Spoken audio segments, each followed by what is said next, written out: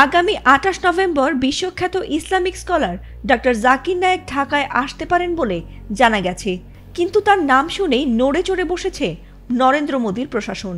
এমনকি তিনি ঢাকায় এলে যেন তাকে অবিলম্বে আটক করে ভারতের হাতে তুলে দেওয়া হয় তার আহ্বান জানিয়েছে ভারত। আর তাতে যেন নিন্দার ঝড় বইছে চারদিকে। তবে এবার এ প্রসঙ্গে ভারতকে জবাব দিয়েছে বাংলাদেশ। এর আগে জাকির নায়েক ঢাকায় এলে যেন তাকে গ্রেফতার করে বাংলাদেশ সরকার দিল্লির হাতে তুলে দেয়, সেজন্য আহ্বান জানিয়েছিলেন ভারতের পররাষ্ট্র মন্ত্রণালয়ের মুখপাত্র রণধীর জয়সওয়াল। ভারতীয় পররাষ্ট্র মন্ত্রণালয়ের এ আহ্বান বাংলাদেশ সরকারেরও নজরে এসেছে।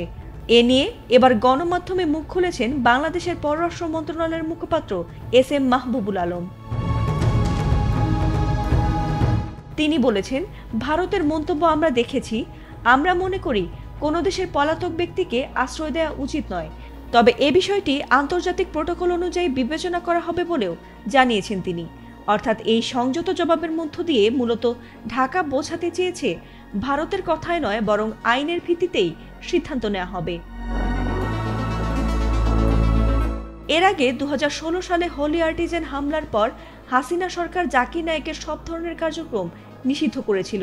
একই বছর ভারতও তার বিরুদ্ধে অর্থ পাচার ও ঘৃণ্যমূলক বক্তব্য প্রচারের অভিযোগ আনে। আর সেই সময় থেকেই তিনি মালয়েশিয়ার আশ্রয় নিয়ে সেখানেই বসবাস করছেন।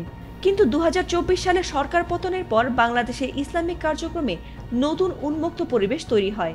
আর সেই ধারাবাহিকতায় জাকির নায়েকের ওপর নিষেধাজ্ঞাও শিথিল করা হয়।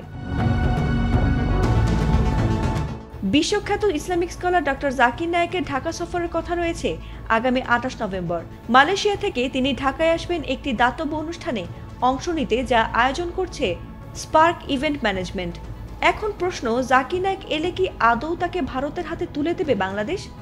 সরকারি সূত্র বলছে, তিনি যদি কোনো আইন ভঙ্গ না করেন এবং তার বিরুদ্ধে বাংলাদেশে যদি কোনো মামলা না থাকে, তাহলে তাকে গ্রেফতারের কোনো প্রশ্নই ওঠে না বলে মনে করছেন অনেকেই।